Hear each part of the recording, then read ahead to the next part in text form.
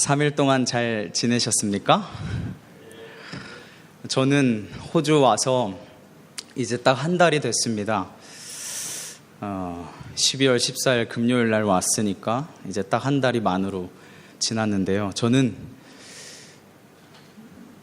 제일 힘든 것 중에 하나가 이 날씨입니다. 더위입니다. 너무 더워요.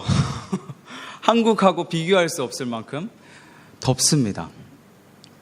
거기다가 일까지 하려다 보니까 너무 더워서 물을 하루에 몇 리터를 마시는지 모르겠어요. 한국도 지난 여름이 역사상 가장 더운 해였거든요. 그러니까 날씨를 관측하기 시작한 이래로 한 달 동안 비가 안 왔어요. 계속 이런 날씨였어요. 작년 여름 한국이.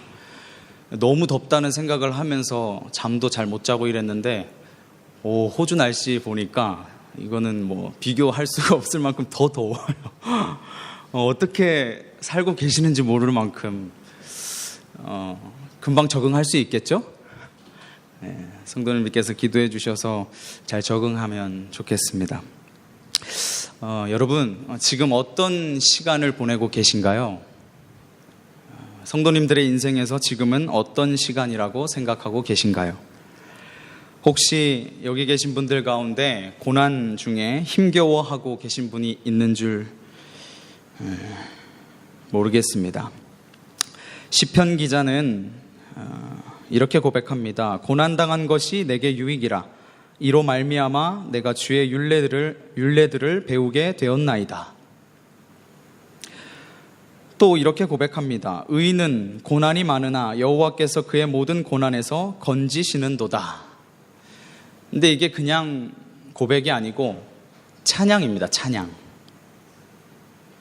고난 중에 있는데도 불구하고 하나님의 이름을 부르며 그것이 내게 유익하다고 하나님께 찬양을 드리고 있는 것이죠. 또 이렇게도 고백합니다. 이 말씀은 나의 고난 중의 위로라. 주의 말씀이 나를 살리셨기 때문이니이다.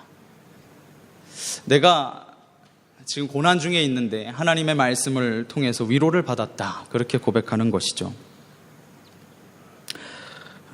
제가 바라기는 오늘 짧은 설교의 말씀을 통해서 하나님의 위로가 말씀을 통해서 있게 되시기를 주님의 이름으로 축복합니다.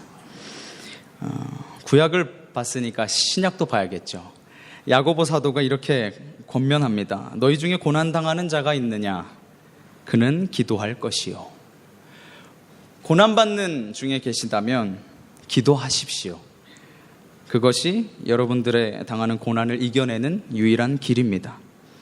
어떤 처지에 있든지 간에 그 시간이 고난이라고 생각되신다면 오늘 밤 잠자리에 드시기 전에 꼭 하나님께 기도하시기를 바랍니다. 그러면 인자하신 주님께서 그 기도를 들으시고 응답해 주실 것입니다. 히브리서 11장을 읽지는 않았지만 오늘 12장을 이해하기 위해서 11장을 좀 살펴볼 필요가 있습니다. 11장은 우리 성도님들께서 잘 아시다시피 믿음장이라고 알고 있습니다. 그래서 믿음이라는 단어가 계속해서 반복해서 사용되고 있어요. 그러다가 마지막 11장 40절에 보면 중요한 표현 한 가지를 덧붙이는데 그것이 바로 온전함이라는 단어입니다. 그리고 히브리서 12장 1절에 보면 이러므로라고 시작을 합니다. 그러니까 12장과 11장은 떨어뜨려서 읽을 수가 없는 것이죠. 11장을 읽고 12장을 읽어야 12장에 있는 내용을 분명하게 이해할 수가 있는 것입니다. 11장만 읽으면 12장을 이해할 수가 없습니다. 그래서 11장과 12장은 분명히 이어서 읽어야 되는데 그것을 더 확실하게 알 수 있는 증거가 이 12장 2절 말씀에 한 번 더 기록됩니다. 그것이 무엇이냐면 믿음의 주요 또 온전하게 하시는 이인 예수를 바라보자. 여기 또 온전하다는 단어가 사용이 되고 있어요.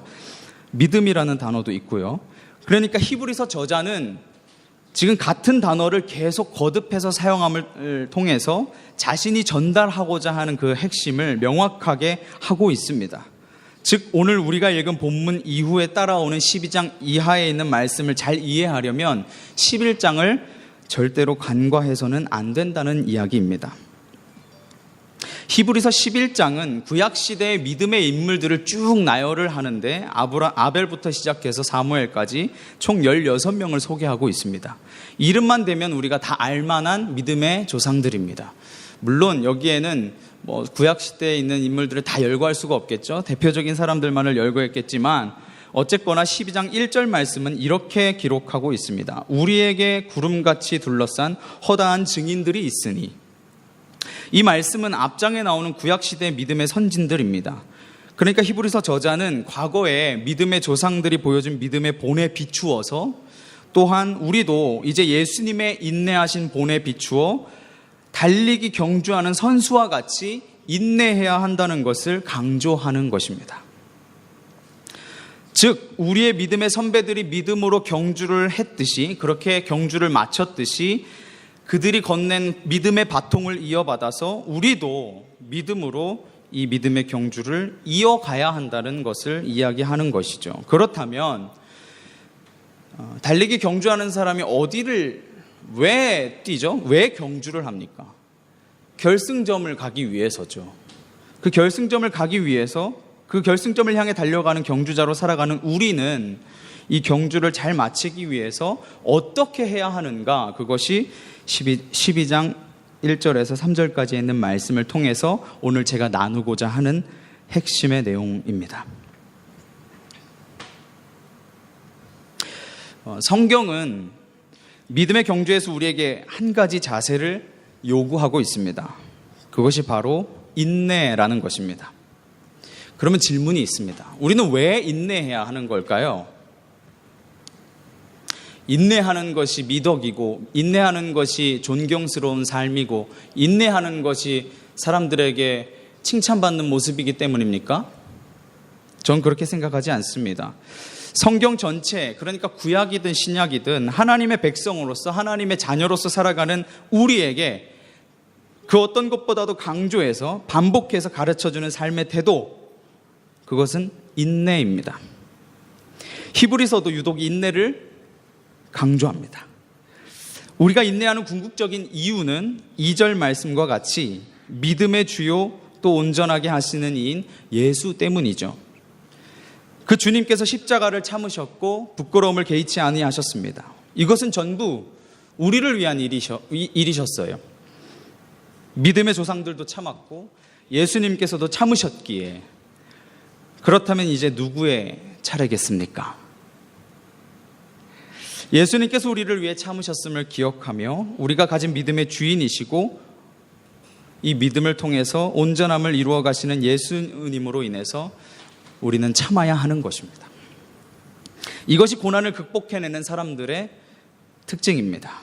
자, 그렇다면 이제 본문을 세심하게 살펴보고자 하는데, 이 본문에서는 순서가 매우 중요해 보이기 때문에 잘 유의해서 따라오시면 되겠습니다. 1절 중간 말씀을 제가 한번 읽겠습니다. 모든 무거운 것과 얽매이기 쉬운 죄를 벗어버리고. 히브리서 저자는 경주자로 살기 위해서 우리의 삶에서 제거해야 될 것을 이야기합니다. 두 가지를 이야기하고 있습니다. 먼저 무거운 것이라고 나오는 내용인데, 이것은 어떤 방해물이라고 할 수 있습니다. 우리의 인생 가운데 찾아오는 어떤 방해물이 있다는 것이죠. 이것은 우리의 활동을 막아버려요. 그러니까 이것을 버리지 않으면 경주자에게는 늘 방해가 되는 거겠죠. 달리기를 하려면 자신의 몸에서 거추장스러운 것을 다 벗어버려야 하는데, 그것을 짊어지고 달린다면 잘 달리지 못할 겁니다. 이건 초등학생들에게도 이해할 수 있는 말씀이죠. 경주자가 경주를 시작하기 전에 준비되어 있다는 자세는 몸에 아무것도 짊어진 것이 없는 것이죠. 달리기 경주하는 사람들, 100m 달리기 하는 단거리 선수들 한번 떠올려 보십시오. 그 차림새가 매우 단촐하지 않습니까? 몸에 쫙 달라붙는 운동복 하나 입고 뛰지 않습니까? 가방 메고 뛰는 사람 없어요. 타이어 메고, 훈련 때나 타이어 메고 뛰죠. 몸에 무거운 것, 방해가 되는 요소는 다 벗어버리는 것입니다. 또 하나 영적 달리기에 있어서 가장 큰 장애물, 그것은 죄입니다. 죄. 우리를 결승점에 도달하지 못하게 만드는 아주 악한 것이죠. 이 죄는 말씀 그대로, 이 히브리서 12장에 있는 말씀 그대로 얽매이기가 무척이나 쉽습니다. 이 죄 때문에 얽매인 삶을 사는 사람이 얼마나 많은지요. 이것은 무엇인가 구속되어 있는, 곧 자유롭지 못하게 만드는 상태를 이야기합니다. 앞으로 나아가야 되는데 달리다가 넘어져서 상처가 나면 우리는 더 가지 못하고 그곳에 주저앉아 버리고 말 것입니다. 그러므로 죄야말로 우리의 경주를 방해하는 가장 치명적인 요소라고 할 수 있죠.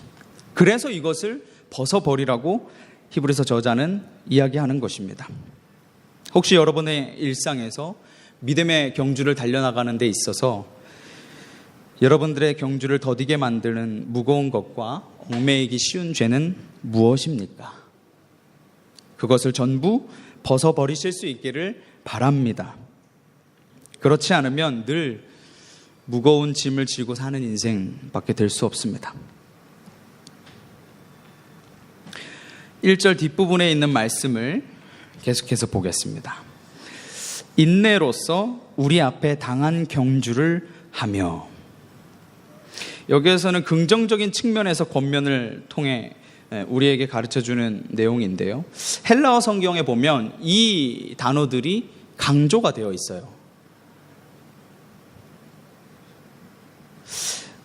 우리 시대를 뭐라고 표현할 수 있을까? 제가 곰곰이 생각해 보다가 무한 경쟁 시대 이렇게 생각을 했어요. 동의하시나요? 무한 경쟁 시대, 그렇게 생각하시나요? 아닌가요?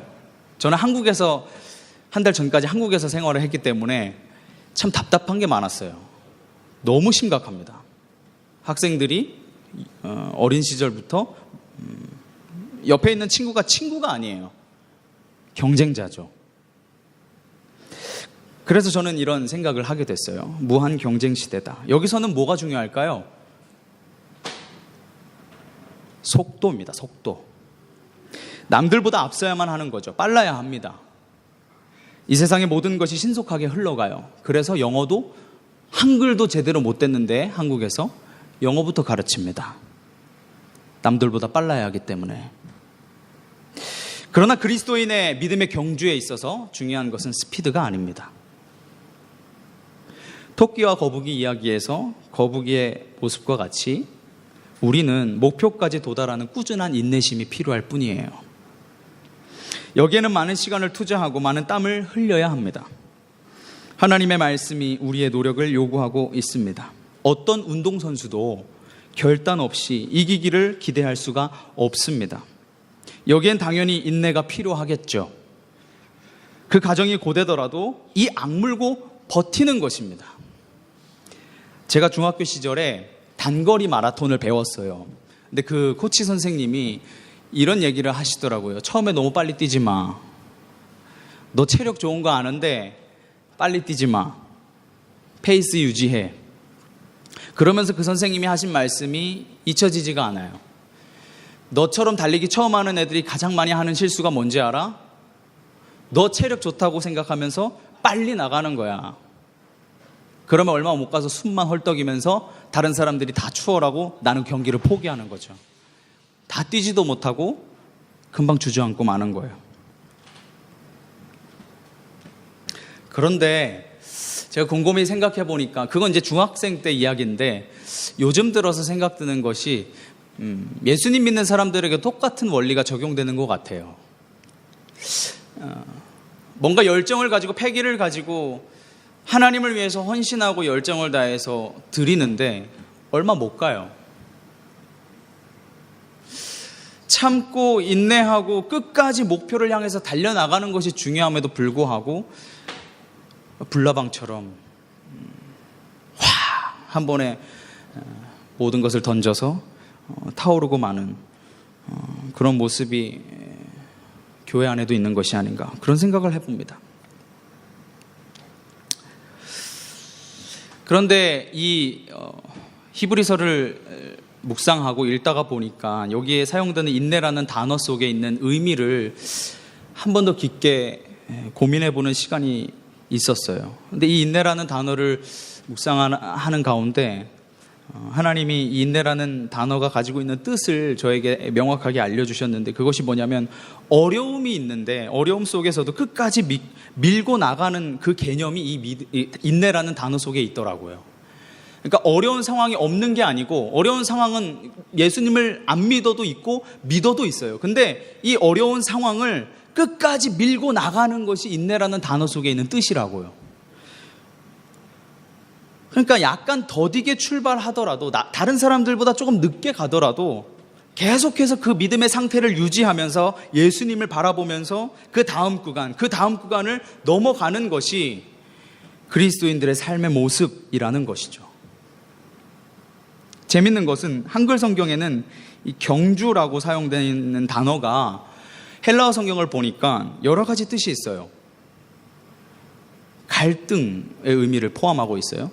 신약 성경에 보면 바울이 이 단어를 굉장히 많이 사용하고 있는데, 빌립보서 1장 30절에 보면 똑같은 인내라는 단어가 고난이라고 표현이 되어 있고요. 데살로니가전서 2장에는 복음을 전파할 때 만나게 되는 반대하는 사람들, 이런 반대의 의미로 인내라는 단어가 쓰였고, 디모데전서 6장과 디모데후서 4장에는 싸움이라는 단어로 번역이 되었어요. 그러므로 여기서 언급된 이 경주라는 단어는 그 안에 혹독한 시험과 어려움이 있다는 것을 내포하고 있는 것이죠. 우리의 인생이 고되고 힘든 이유는 이것 때문이에요. 갈등이 있고 고난이 있고 반대가 있고 싸움이 있는 거죠, 우리의 인생에. 자, 그렇다면 우리는 이제 이런 어려운 환경 속에서 무엇을 어떻게 해야 할까? 그것이 2절 말씀에 있습니다. 2절 말씀. 믿음의 주요 또 온전하게 하시는 이인 예수를 바라보라. 여기에 믿음의 주 그리고 온전하게 하시는 이, 여기다가 밑줄을 한번 그어 보시겠습니까? 두 가지 중요한 표현입니다. 믿음의 주, 온전하게 하시는 이. 여기에 보면 믿음의 주라는 것은 이렇게 바꿔서 표현할 수 있어요. 믿음의 창시자 혹은 믿음의 시작. 그리고 뒤에 있는 온전하게 하시는 이는 믿음의 완성자 혹은 믿음의 끝, 이렇게 표현할 수가 있습니다. 그러니까 우리의 믿음의 주요 온전하게 하시는 이라는 것은 이렇게도 말씀을 표현할 수 있다는 거죠. 믿음의 창시자 혹은 믿음의 시작이신 예수님. 그 뒤에 있는 말씀은 믿음을 온전하게 하시는 완성자, 믿음의 끝, 그 예수님을 바라보라. 그렇게 2절 말씀에 이야기합니다. 이제 우리의 눈을 결승점으로 향하게 만들어야 합니다. 왜냐하면 그곳에 우리를 앞서 경주한 구름같이 둘러싼 허다한 증인들, 그 믿음의 조상들이 있고, 그 증인 앞에 한가운데 친히 나를 맞이하려고 기다리고 계시는 예수님이 계시기 때문에 그래요. 우리의 시선이 주 예수 그리스도께 고정되지 못하고 벗어나기 시작하면 우리는 결승점에서 멀어지는 삶을 살 수밖에 없습니다. 여기에 쓰인 이 바라보라라는 단어도 이런 의미가 있어요. 다른 존재들을 향해서 단호하게 눈을 떼고 예수님만을 응시하는 것. 동시에 두 방향을 바라보는 것 자체가 불가능하다는 거예요. 누가복음 16장 13절에 예수님이 그렇게 말씀하시잖아요. 집 하인이 두 주인을 섬길 수 없나니 혹 이를 미워하고 저를 사랑하거나 혹 이를 중히 여기고 저를 경히 여길 것임이니라. 너희는 하나님과 재물을 겸하여 섬길 수 없느니라. 그런데 우리는 늘 예수님과 세상, 이 두 가지를 함께 바라보며 살죠. 근데 이 바라보라라는 단어는 다른 존재들에게서 과감하게 눈을 떼고 예수님께만 응시하는 것이라는 의미가 있어요. 그러니까 두 가지를 한 번에 볼 수 없다는 거예요. 제가 초등학교 시절에 매년 가을이 오면 운동회가 열렸습니다. 제가 한 달리기 하거든요. 저 좀 빨랐어요. 100m 12초 중학생 1학년 때. 그래서 달리기를 계속 할까라고 고민도 했었는데 키가 작아가지고 그만두고, 제 중학교 1학년 때 키예요, 지금 키가. 초등학생 때는 축구도 좋아하고 또 잘하는 포지션이 공격수여가지고 달리는 거는 좀 자신이 있었어요. 근데 아까 말씀드렸다시피 운동을 좋아해서 마라톤도 하고 뭐 이것저것 많이 했었는데, 여하튼 개인적으로 이 초등학교 운동회 때 가장 기대되는 시간이 언제냐면, 뭐 여러 가지 있을 수 있겠죠. 뭐 400m 계주가 될 수도 있고, 줄다리기가 될 수도 있고, 뭐 박터트리기가 될 수도 있고, 뭐 사람마다 다르겠지만 개인적으로 저는 가장 가을 운동회 때 기다려지는 순서가 뭐냐면 100m 달리기였어요. 100m 달리기. 트랙에 8명의 친구들이 쭉 섭니다. 그리고 저쪽 결승점에는 양옆에 선생님이 하얀 리본 끈을 들고 계시고, 오른쪽 앞에는 그 심판 선생님이 화약총을 높이 들고 이제 딱 그 총을 쏘면 친구들이 이제 일제히 달려나가기 시작하죠. 근데 그 양 옆에 자기 자녀를 응원하기 위해 모인 엄마 아빠들이 있잖아요.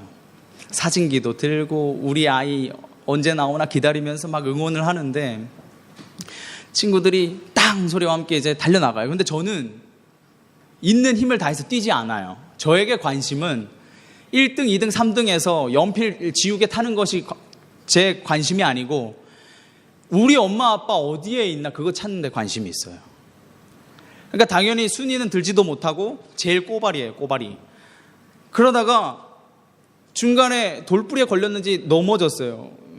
무릎팍은 다 까지고 피가 나는데 이미 이제 애들은 다 들어갔죠. 근데 엄마가 달려오더니 제 등을 철썩 때리면서, 야 이놈아 어딜 보고 뛰냐, 저 앞에 결승점을 보고 뛰어야지, 그러니까 넘어지는 거 아니야.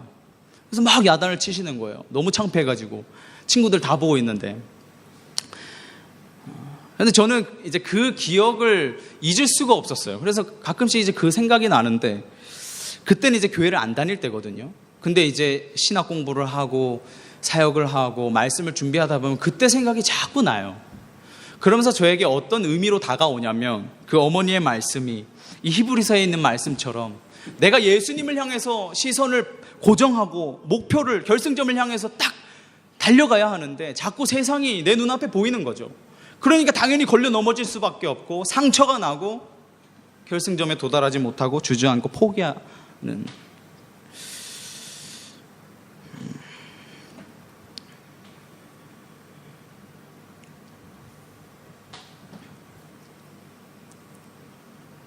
예수님께서 참으신 십자가의 고난은 인류 역사상 가장 큰 고난을 상징합니다.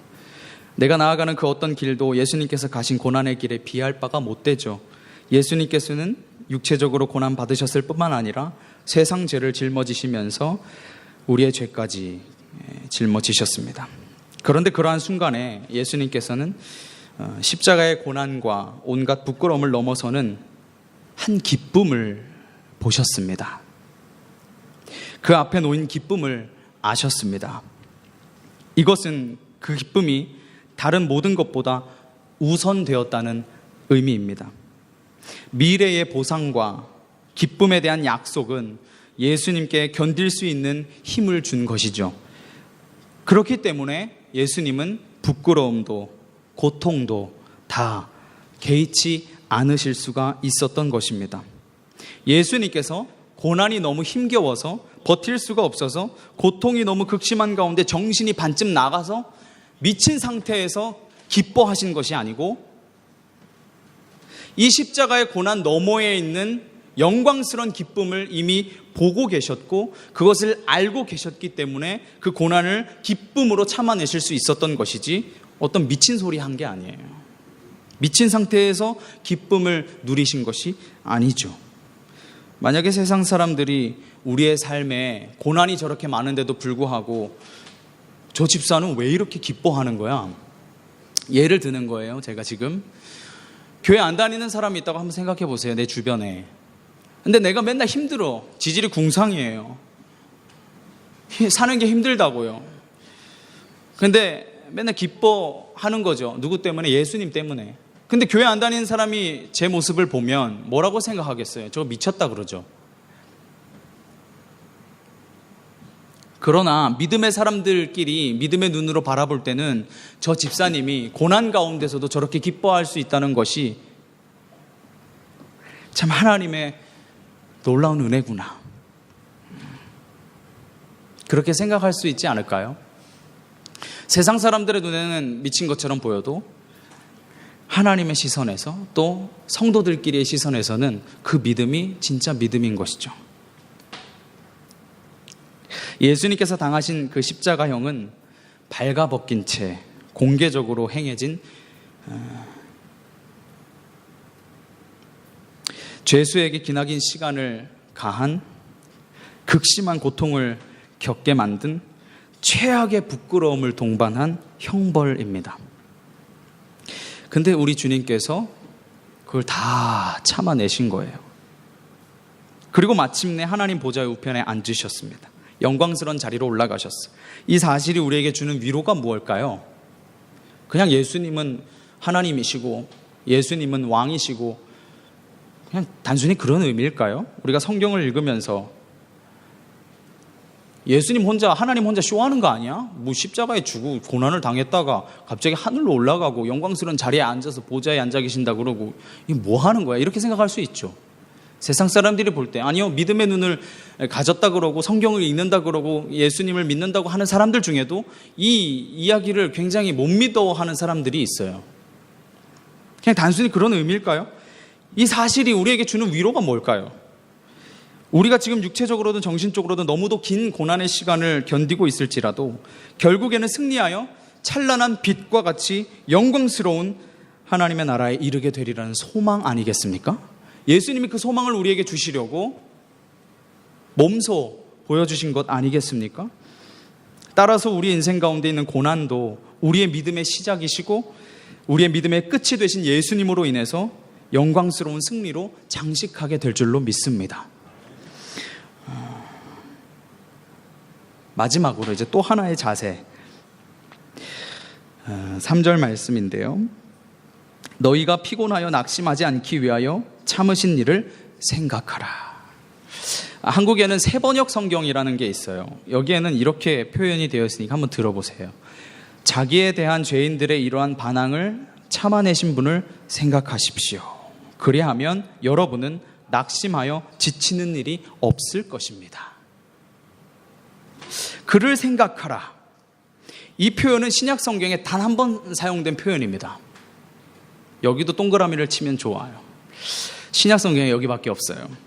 그래서 다른 사본, 다른 파피루스를 보니까 그 용례를 보니까 어떤 의미가 있냐면 이 단어가 성경 외에 다른 사본에 합계를 내다 이런 표현이 있더라고요. 근데 이 수학적인 용어죠. 수학적인 합계를 내다. 그러니까 신중한 평가를 내린다 이런 뜻이에요. 자신의 고난을 바라보면서 주저앉거나 낙심하지 말고 그리스도의 인내를 신중하게 평가하라 이런 말이에요.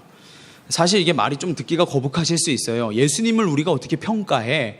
예수님이 당하신 고난을 우리가 무슨 주제로 평가해? 이렇게 들리실 수 있는데 말이 그렇다는 것이죠. 의미가 그렇다는 것이죠. 그러니까 즉 예수님께서 당하신 고난과 내 고난을 비교해 보라는 거예요. 쉽게 얘기해서 내 처지, 내가 당하는 고난, 이 힘듦 그리고 예수님의 고난, 이거를 양 저울에 놓고 비교해 보라는 거죠.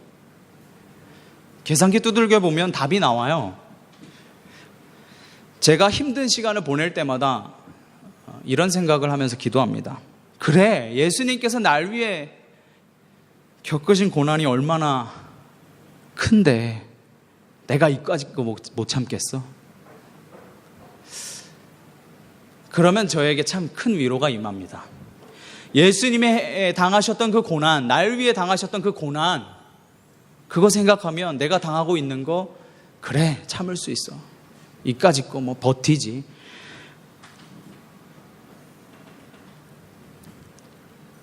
그를 생각하라 라는 말씀이 그런 의미라는 것이죠. 여기에 예수님께서 참으셨다고 하셨듯이 우리 또한 견뎌야 합니다. 근데 뭘 가지고 참느냐? 참아낼 만한 근거가 있어야 될 거 아니냐? 뭐라고 생각하세요? 지금 뭔가 정답을 찾으려고 머리를 굴리시고 계실 것 같은데 예수입니다. 예수. 우리가 참아내는 것, 우리가 참아낼 만한 근거, 우리가 참아내는 이유, 자식 때문에? 절대 아닙니다. 우리가 참아내는 이유, 예수입니다. 예수. 다른 거 없습니다. 어떤 이유도 우리가 참아내는 근거가 될 수 없습니다. 우리는 예수님 때문에 참는 것이죠. 여기에 분명 기록하고 있지 않습니까? 우리가 예수님께 모든 주의를 집중하는 목적은 피곤하여 낙심하지 않기 위하여, 이렇게 말씀하고 있습니다. 믿음의 경주는 오래 걸려요. 그렇기 때문에 시간이 지나면 지날수록 낙심한 일도 많습니다. 이제 포기하자. 이쯤 했으면 많이 했지. 더는 못 가. 그만하자. 내 능력은 여기까지야. 우리가 이런 상황, 이런 생각을 할 때마다 우리는 예수님을 생각해야 합니다. 그를 생각하라. 예수님께서는 죄인들이 자기에게 거역한 일을 참아내셨습니다. 세번역 성경에 이 거역을 반항으로 번역을 했어요. 반항. 여러분, 누군가 내게 대들면 잘 참아지십니까? 나보다 나이 어린 사람이 막 대들어요. 그러면 잘 참아지세요? 저는 젊은데도요, 저보다 어린 사람이 막 대들면 못 참겠어요. 잘 모르는 사람이 길가에서 막 잘 모르는 사람이 나한테 막 대들어요. 그리고 막 직장에서 나보다 한참 밑에 있는 친구가 이제 막 들어온 신입이 막 날 무시하고 막 대들고 반항을 해요. 그럼 여러분 잘 참아지시겠어요? 잘 모르는 것이 뭐 이러면서 까분다고 하지 않을까요? 근데 이것저것 따져보면서 참을 때가 참 많죠. 내가 참아야지. 그런데 집에서 밖은 고상하고 집에서 자녀들이 우리 어머니 아버님들께 반항한다면 그 잘 참아지시겠어요? 내가 어떻게 키웠는데 요놈이 요것이 나한테? 이러면서 막 화가 부글부글 끓지 않을까요? 예수님은 어떠실까요? 창조주 하나님이신 예수님께서 피조물인 우리의 거역과 반항을 다 받아주셨습니다. 우리가 예수님을 생각하면 낙심하고 지친 자리에서 일어설 수 있습니다. 그 모든 고난을 통과하시고 이제 하나님 보좌 우편에 앉아 계신 예수님과 같이 우리도 고난을 극복하여 하나님과 함께 거하게 될 것입니다. 이 땅의 것을 생각하는 것으로는 절대로 고난을 이길 수 없습니다. 오직 예수님을 생각하는 것만이 고난을 넘어서는 길입니다. 오늘의 말씀을 정리하겠습니다. 우리가 인내해야 하는 이유, 그것은 예수입니다. 우리 앞에 살다가 믿음의 선배들이 인내했고 예수님께서도 인내하셨기 때문에 우리도 인내하는 것이죠. 이것이 바로 우리가 고난을 극복하는 힘입니다. 이 믿음의 경주를 중간에 포기하지 마시고 끝까지 완수해낼 수 있기를 주님의 이름으로 축복합니다. 그래서 우리도 처음에 말씀드렸던 것처럼 시편 119편의 기자처럼 고난받는 것이 내게 유익이라 그렇게 고백하고 노래할 수 있게 되기를 진심으로 소망합니다. 아멘. 기도하겠습니다.